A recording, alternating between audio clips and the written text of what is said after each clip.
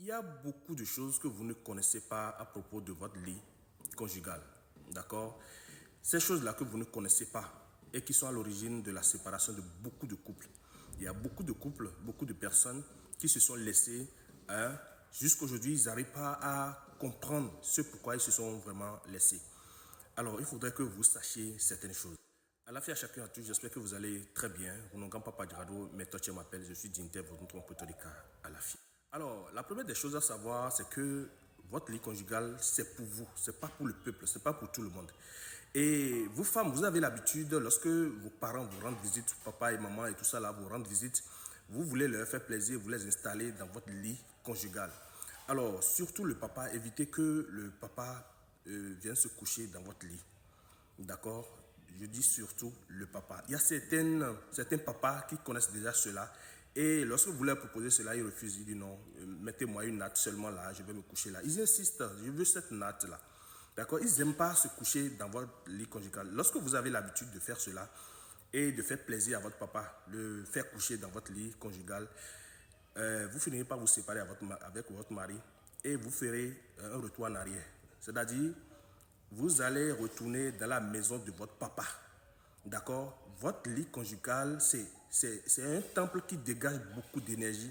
Et lorsque n'importe qui, j'ai déjà laissé le côté papa, lorsque vous acceptez n'importe qui se coucher, un ami, un frère ou bien n'importe qui se coucher dans votre lit, ça pourrait être la base de votre séparation avec votre homme. Que ce soit du côté de l'homme, que ce soit du côté de la femme. Même toi, homme, n'accepte pas recevoir quelqu'un dans ton lit.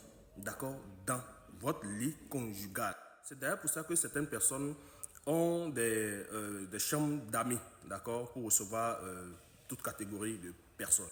La seconde chose à savoir est que vous avez certains enfants qui sont malades.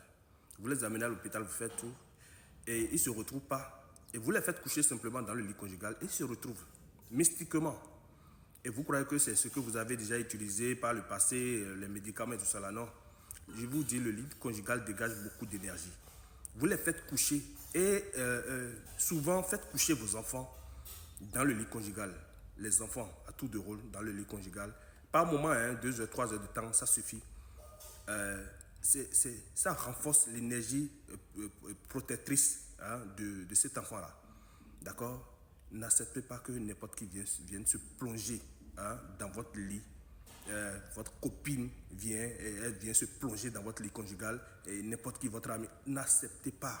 Chacun a son énergie et il y a beaucoup de personnes qui circulent avec des énergies négatives. D'accord? Aussi, si vous avez l'habitude de laisser vos copines se plonger dans votre lit, mais acceptez que votre mari commence à chercher de femmes ailleurs. D'accord? Vous créez déjà la division là. Ce qui est encore pire, ces hommes-là qui amènent d'autres femmes sur leur lit conjugal,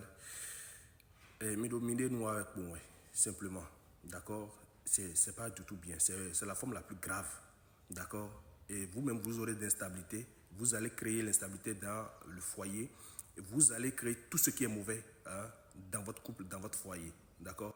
Dans votre lit conjugal, je parle bien de votre lit conjugal, le lit dans lequel vous dormez avec votre homme, et que personne n'a encore souillé cet endroit-là, même après avoir fait l'acte, le matin, si vous priez, ce sera exaucé. Ça sera exaucé.